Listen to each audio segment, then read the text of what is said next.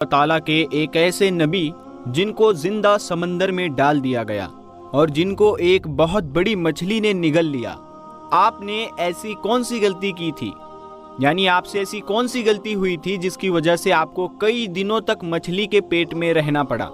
اور آپ کتنے دنوں تک اس بڑی مچھلی کے پیٹ میں رہے؟ اور آپ نے کون سی ایسی دعا پڑھی تھی جس کی وجہ سے اللہ تبارک و تعالی نے آپ سے اس آزمائش کو دور کر دیا اور آپ کتنے دنوں کے بعد اس بڑی سی مچھلی کے پیٹ سے باہر زمین پر تشریف لائے؟ پیارے دوستو، آج کی اس ویڈیو میں ہم آپ کو حضرت یونس علیہ السلام کے عجیب و غریب واقعے کے بارے میں بتائیں گے، اور ساتھ ہی اس خاص دعا کے بارے میں بھی آپ کو بتائیں گے جس دعا کو حضرت یونس علیہ السلام نے اللہ تبارک و تعالیٰ کی بارگاہ میں مانگا تو اللہ تبارک و تعالیٰ نے اس آزمائش کو آپ سے دور کر دیا۔ اس دعا کو جو بھی مصیبت کے وقت پڑھے گا تو اللہ تبارک و تعالیٰ اپنے فضل سے اس کی تمام پریشانیوں کو ختم کر دے گا۔ پیارے دوستو، حضرت یونس علیہ السلام اللہ تبارک و تعالیٰ کے ایک نبی گزرے ہیں۔ آپ کے والد گرامی کا نام متی تھا اور اللہ تبارک و تعالیٰ نے اپنے نبی حضرت یونس علیہ السلام کو قوم بنی اسرائیل کی طرف بھیجا تھا۔ پیارے دوستو، یاد رہے کہ قوم بنی اسرائیل وہ اکیلی قوم ہے جس کی طرف اللہ تبارک و تعالیٰ نے سب سے زیادہ انبیاء اکرام کو بھیجا۔ اللہ تبارک و تعالیٰ نے حضرت یونس علیہ السلام کو نبوت عطا فرما کے عراق کے مشہور شہر نینوا کی طرف بھیجا تھا۔ اللہ تبارک و تعالیٰ نے جب حضرت یونس علیہ السلام کو نبوت عطا فرمائی اس وقت آپ کی عمر مبارک 28 سال کی تھی۔ چنانچہ اللہ تبارک و تعالیٰ کے حکم کے مطابق حضرت یونس علیہ السلام اہل نینوا کو ایک عرصے تک دعوت حق دیتے رہے، لیکن اہل نینوا نے آپ کی بات پر کوئی کان نہ دھرا، یعنی کوئی دھیان نہیں دیا، اور اسی طرح اپنے گناہوں اور برائیوں کے اندر مبتلا رہے۔ چنانچہ اس کے باوجود بھی حضرت یونس علیہ السلام اپنی قوم کو اللہ کی طرف، اللہ تعالیٰ کی وحدانیت کی طرف بلاتے اور گناہوں سے منع کرتے۔ حضرت یونس علیہ السلام نے کئی سالوں تک اپنی قوم کو دعوت حق کی تبلیغ کی، لیکن وہ قوم اپنے گناہوں سے باز نہ آئی اور اسی طرح اللہ تبارک و تعالیٰ کی نافرمانیوں اور گناہوں کے اندر مبتلا رہی۔ نینوا کے لوگوں کی اس سرکشی نے اور لگاتار اس کی مخالفت یعنی ورودھ نے حضرت یونس علیہ السلام کو اداس کر دیا تھا۔ حضرت یونس علیہ السلام اپنی قوم کی نافرمانیوں کو دیکھ کر ان سے بہت زیادہ ناراض ہوئے اور ان کے لیے اللہ تبارک و تعالیٰ کی بارگاہ میں عذاب الہی کی بد دعا کر کے اس بستی سے روانہ ہو گئے۔ آپ اپنی قوم کے لیے بد دعا کرنے کے بعد اس بستی سے باہر نکلے اور دریائے فرات کے کنارے پہنچ گئے۔ وہاں پر مسافروں سے بھری ہوئی کشتی روانہ ہونے کے لیے تیار کھڑی تھی۔ چنانچہ حضرت یونس علیہ السلام بھی اس کشتی کے اندر سوار ہو گئے۔ کشتی ابھی کچھ ہی دور گئی تھی کہ اللہ تبارک و تعالیٰ کی طرف سے طوفانی ہوائیں چلنے لگی، اور ان خوفناک طوفانی ہواؤں کے اندر وہ کشتی ڈگمگانے لگی۔ چنانچہ ان طوفانی ہواؤں کی وجہ سے کشتی کے ڈوبنے کا خطرہ پیدا ہو گیا۔ اس وقت چلانے والوں نے اپنے عقیدے کے مطابق کہا کہ معلوم ہوتا ہے کہ اپنے آقا کا بھاگا ہوا کوئی غلام اس کشتی میں سوار ہو گیا ہے۔ جب تک اس غلام کو اس کشتی سے نکالا نہ جائے گا تب تک اس مصیبت سے نجات حاصل نہ ہوگی۔ چنانچہ کشتی چلانے والے یعنی ملاحوں کی یہ بات سن کر حضرت یونس علیہ السلام کے دل میں یہ خیال آیا کہ میں نے اللہ تبارک و تعالیٰ کی وحی کا انتظار کیے بغیر ہی اپنی قوم کے لیے بد دعا کر کے وہاں سے چلا آیا، اور شاید اللہ تبارک و تعالیٰ کو میرا یہ کام پسند نہیں آیا، اسی لیے یہ آثار یعنی یہ سنکیت دکھ رہے ہیں اور یہ میری آزمائش ہے۔ چنانچہ یہ منظر دیکھ کر حضرت یونس علیہ السلام نے ان ملاحوں سے فرمایا کہ میں ہوں وہ بھاگا ہوا غلام جو اپنے آقا سے بھاگ کر آیا ہے، مجھے کشتی سے پھینک دو تاکہ یہ طوفان رک جائے۔ مگر اس کشتی میں سوار ملاح اور مسافر آپ کو خوب جانتے تھے اور آپ کو نیک انسان سمجھتے تھے۔ وہ لوگ آپ کی شرافت سے خوب متاثر تھے، چنانچہ ان لوگوں نے آپ کو کشتی سے پھینکنے سے انکار کر دیا۔ اس کے بعد پھر یہ طے پایا کہ قرہ اندازی کی جائے اور جس کا نام قرہ میں نکلے گا اس کو کشتی سے نکال دیا جائے گا۔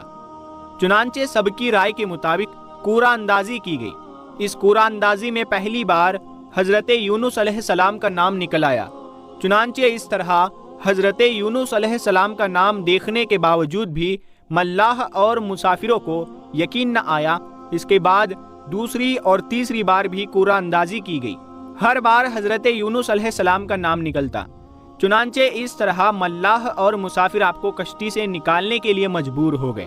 اس کے بعد حضرت یونس علیہ السلام نے خود ہی کشتی سے چھلانگ لگا دی۔ اس وقت اللہ تبارک و تعالیٰ کے حکم سے ایک بہت ہی بڑی مچھلی نے آپ کو نگل لیا، اور اللہ تبارک و تعالیٰ کے حکم سے حضرت یونس علیہ السلام کو صحیح سلامت اپنے پیٹ میں محفوظ رکھا۔ حضرت یونس علیہ السلام اپنی قوم سے ناراض ہو کر اس بستی سے چلے گئے تھے، اور 40 دن کے اندر اندر عذاب الہی کے نازل ہونے کے بارے میں بھی کہہ کر آئے تھے۔ چنانچہ حضرت یونس علیہ السلام نے اللہ تبارک و تعالیٰ کے عذاب کے آنے کے بارے میں جو بتایا تھا، ان کی قوم کو اس پر یقین نہ آیا۔ وہ لوگ کہا کرتے تھے کہ حضرت یونس علیہ السلام تو کہتے تھے کہ اللہ تبارک و تعالیٰ کا عذاب آئے گا، لیکن اب تک تو عذاب نہ آیا، نہ جانے وہ عذاب کب آئے گا۔ مگر کچھ ہی دنوں کے بعد اللہ تبارک و تعالیٰ کے عذاب کے آثار دکھنا شروع ہو گئے۔ چنانچہ اس طرح عذاب الہی کے آثار کو دیکھ کر وہ لوگ پریشان ہونے لگے، اور ایک دوسرے سے کہنے لگے کہ حضرت یونس علیہ السلام کی بات غلط نہ تھی، اور آپ واقعی اللہ تبارک و تعالیٰ کے سچے پیغمبر ہیں۔ چنانچہ ان لوگوں نے اللہ تبارک و تعالیٰ کی بارگاہ میں توبہ کی، اور اللہ تبارک و تعالیٰ کی وحدانیت پر ایمان لے آئے، اور اللہ تبارک و تعالیٰ کی بارگاہ میں اس عذاب کے ٹل جانے کی دعا کرنے لگے۔ اس وقت اللہ تبارک و تعالیٰ نے ان لوگوں کی توبہ کو قبول فرما لیا اور عذاب کو ٹال دیا۔ پیارے دوستو، ادھر حضرت یونس علیہ السلام مچھلی کے پیٹ میں زندہ تھے، اور اللہ تبارک و تعالیٰ کی وحی کا انتظار کیے بغیر ہی اپنی قوم کو چھوڑ کر آنے پر پچھتا رہے تھے۔